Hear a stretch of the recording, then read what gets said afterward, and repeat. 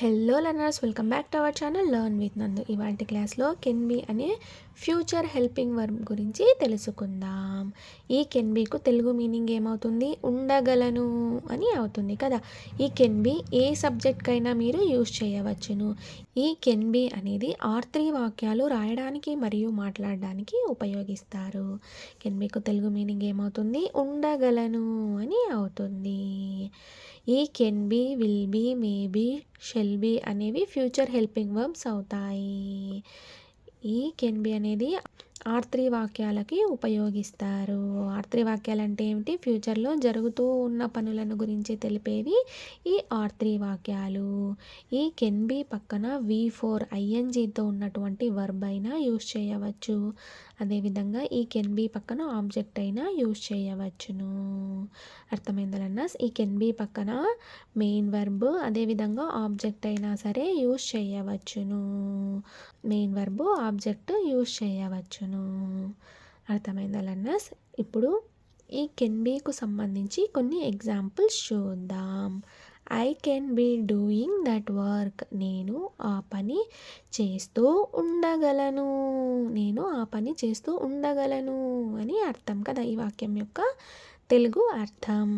I అనేది subject అవుతుంది, first person singular అవుతుంది. కెన్ బీ అనేది ఫ్యూచర్ వర్బ్ అవుతుంది కదా. ఫ్యూచర్ వర్బ్ ఏ ఫార్మాట్లో ఉండాలి? ఏ ఫార్ములాలో ఉండాలి? Future form plus present verb V1 కదా. ఇక్కడ కెన్ అనేది ఫ్యూచర్ హెల్పింగ్ వర్బ్ అవుతుంది. ఈ బి అనేది ప్రెజెంట్ వర్బ్ V1 అవుతుంది. సో ఇది ఫ్యూచర్ హెల్పింగ్ వర్బ్ అవుతుంది, ఫ్యూచర్ వర్బ్ అవుతుంది బీకు కదా. డూయింగ్ అనేది మెయిన్ వర్బ్ V4 అవుతుంది. దట్ వర్క్ అనేది ఇక్కడ ఆబ్జెక్ట్ అవుతుంది. నేను ఆ పని చేస్తూ ఉండగలను అని ఈ వాక్యం యొక్క అర్థం. ఫర్ సపోజ్ ఈ కెన్ బీ ప్లేస్లో విల్ బీ తీసుకున్నట్టయితే I will be doing that work అనే వాక్యం తెలుగు మీనింగ్ ఏమవుతుంది? నేను ఆ పని చేస్తూ ఉంటాను. విల్ బీకు మీనింగ్ ఏమవుతుంది? ఉంటాను అని అవుతుంది కదా. ఫర్ సపోజ్ ఈ కెన్ బీ ప్లేస్లో షెల్ బీ తీసుకున్నట్టయితే I shall be doing that work. నేను ఆ పని చేస్తూ ఉండాలి అని అర్థం. ఇప్పుడు అర్థమైందా learners? Will be, shall be, can బీకు మధ్య డిఫరెన్స్ ఏమిటి, వాటి యొక్క మీనింగ్స్ ఏమిటి అనేది. ఉండగలను, చేయగలను. ఉండగలను అనడానికి కెన్ బీని యూజ్ చేస్తారు. ఉండగలను అనడానికి కెన్ బీ యూజ్ చేస్తారు. ఉండాలి అనడానికి షెల్ బీ యూజ్ చేస్తారు. ఉంటాను అనడానికి విల్ బీను యూజ్ చేస్తారు. సబ్జెక్ట్ బట్టి వీటి యొక్క మీనింగ్స్ చేంజ్ అవుతూ ఉంటాయి. We can be dancing on that stage. మేము ఆ స్టేజ్ మీద డాన్స్ చేస్తూ ఉండగలము అని ఈ వాక్యం యొక్క అర్థం.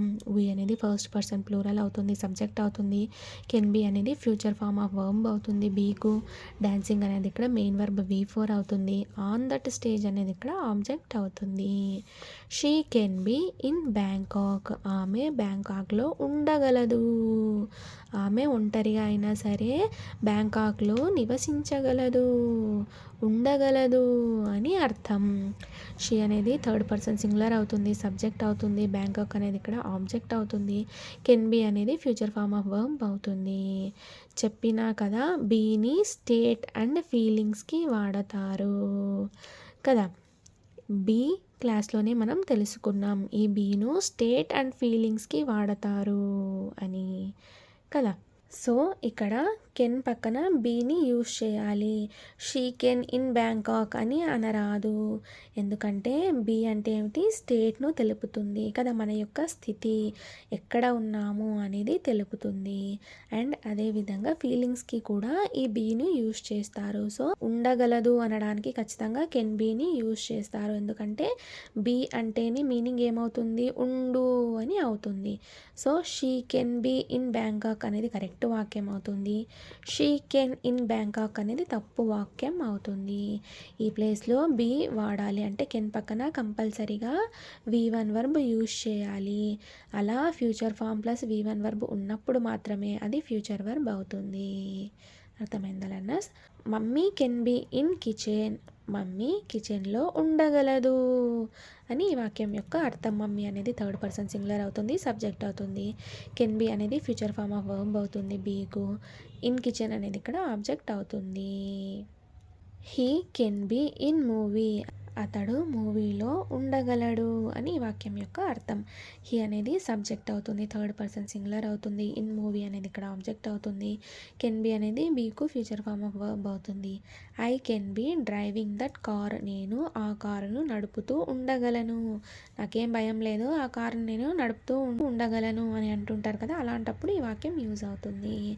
ఐ అనేది ఫస్ట్ పర్సన్ సింగులర్ అవుతుంది, సబ్జెక్ట్ అవుతుంది. కెన్ బీ అనేది బీకు ఫ్యూచర్ ఫామ్ ఆఫ్ వర్బ్ అవుతుంది. డ్రైవింగ్ అనేది మెయిన్ వర్బ్ V4 అవుతుంది. దట్ కార్ అనేది ఇక్కడ ఆబ్జెక్ట్ అవుతుంది.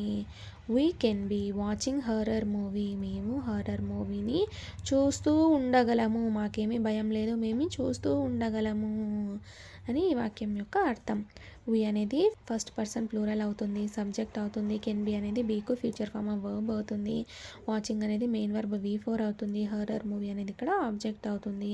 ఫర్ సపోజ్ ఈ వీ ప్లేస్లో యూ తీసుకున్నట్టయితే, అంటే సబ్జెక్ట్ వీ కాకుండా సబ్జెక్ట్ యూ తీసుకున్నట్టయితే, సెకండ్ పర్సన్ సింగులర్ తీసుకున్నట్టయితే ఈ వాక్యం ఏమవుతుందంటే you can be watching horror movie అని ఇంగ్లీష్ వాక్యం. తెలుగులో మీనింగ్ ఏమవుతుంది అని అంటే, నీవు హర్రర్ మూవీని చూస్తూ ఉండగలవు అని అవుతుంది.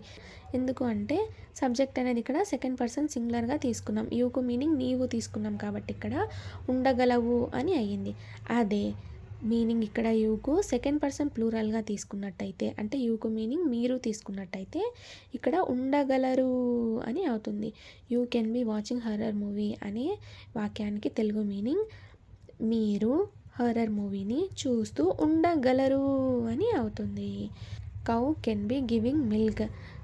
ఆవు మిల్క్ని ఇస్తూ ఉండగలదు అని ఈ వాక్యం యొక్క అర్థం. కౌ అనేది థర్డ్ పర్సన్ సింగులర్ అవుతుంది, సబ్జెక్ట్ అవుతుంది. కెన్ బీ అనేది బీకు ఫ్యూచర్ ఫామ్ ఆఫ్ వర్బ్ అవుతుంది. గివింగ్ మిల్క్ అనేది ఇక్కడ ఆబ్జెక్ట్ అవుతుంది. ఆవు పాలని ఇస్తూ ఉండగలదు అని ఈ వాక్యం యొక్క అర్థం. అంటే ప్రెజెంట్లో ఉంటూ ఫ్యూచర్ గురించి మనం మాట్లాడటం. అర్థమైందా లర్నర్స్? ఫ్యూచర్ వర్బ్స్ అంటే అదే కదా meaning.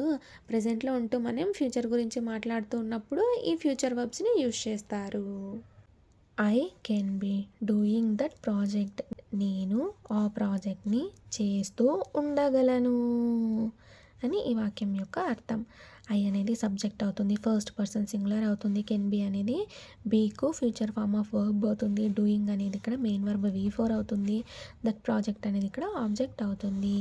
That person can be repairing our car. ఆ పర్సన్ మన కార్ను రిపేర్ చేస్తూ ఉండగలడు. అతనికి ఆ శక్తి ఉంది, ఆ సామర్థ్యం ఉంది, ఆ ఎబిలిటీ ఉంది. కెన్కు మీనింగ్ ఏమిటి? చేయగలను. అంటే శక్తి సామర్థ్యం ఉన్నప్పుడు మాత్రమే కెన్ని యూజ్ చేస్తారు కదా, అంటే ఆ పని చేయగల శక్తి అతనికి ఉంది అని చెప్పాలన్నప్పుడు ఈ కెన్ని యూజ్ చేస్తారు. అదేవిధంగా ఇక్కడ కెన్ బీ అనేది కూడా ఆ పని, అంటే ఆ పర్సన్ ఆ కార్ని రిపేర్ చేయగల శక్తి అతనికి ఉంది అని అర్థం.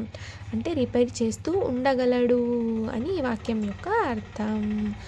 దట్ పర్సన్ అనేది ఇక్కడ థర్డ్ పర్సన్ సింగులర్ అవుతుంది, సబ్జెక్ట్ అవుతుంది.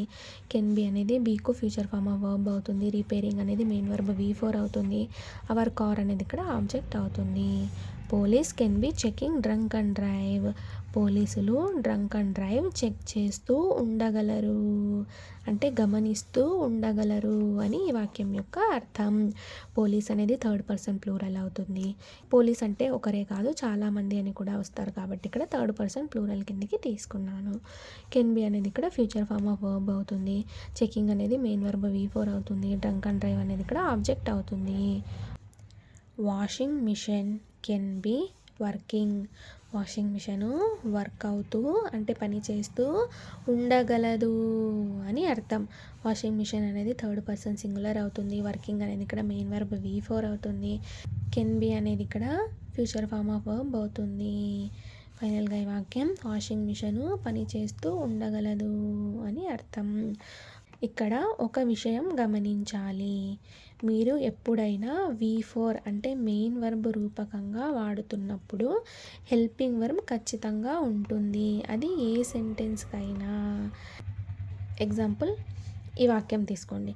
ఈ వాక్యంలో మెయిన్ వర్బ్ V4 కదా, ఈ మెయిన్ వర్బ్ V4కి ముందు ఖచ్చితంగా హెల్పింగ్ వర్బ్ ఉండాలి. ఇక్కడ హెల్పింగ్ వర్బ్ ఏమవుతుంది? కెన్ బి అనేది ఫ్యూచర్ ఫార్మ్ ఆఫ్ వర్బ్ అవుతుంది కదా. సో ఇది మనకు హెల్పింగ్ వర్బ్ అంటే ఫ్యూచర్ హెల్పింగ్ వర్బ్ అవుతుంది.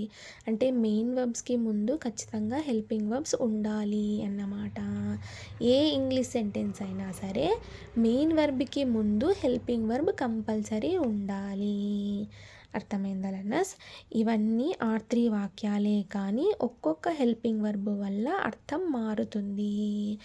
Will be, shall be, can be, may be ఇవన్నీ ఫ్యూచర్ వాక్యాలకి యూజ్ చేస్తారు. అంటే R3 వాక్యాలే రన్నింగ్ ఫ్యూచర్ సెంటెన్సెస్కి యూజ్ చేస్తారు. కానీ ఈ will be, shall be, can be, may బీలకు మీనింగ్స్ డిఫరెంట్ ఉంటాయి కదా.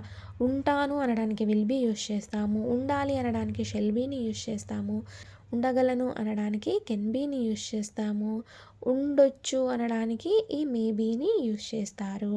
అంటే ఒక్కొక్క హెల్పింగ్ వర్బ్కు ఒక్కొక్క అర్థం ఉంది. సో సబ్జెక్ట్ వచ్చినప్పుడు వీటి యొక్క మీనింగ్స్ చేంజ్ అవుతూ ఉంటాయి.